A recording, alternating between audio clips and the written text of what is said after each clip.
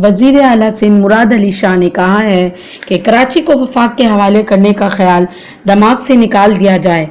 वजीर आला सिंध मुराद अली शाह सूबाई वजीर आपाशी सुहेल अनवर सयाल के हमरा सैऊन के शहर जोही पहुंच गए।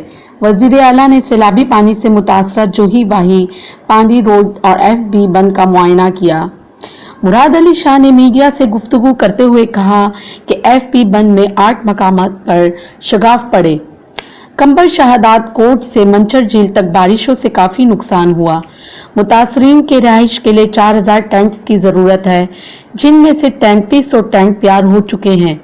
जोही को आफतजदा इलाका करार दे दिया गया है। वजीर आला सिंध मुराद अली शाह का कहना था कि आइन में कहीं गुंजाइश नहीं कि कराची को वफाक के हवाले किया जाए। अगर किसी के दिमाग में कराची को वफाक के हवाले करने की हवा भरी है तो वो दिमाग से निकाल दे। अगर कोई ऐसा एक्शन लिया भी गया तो सिंध के अवाम इस फैसले के खिलाफ जाएंगे।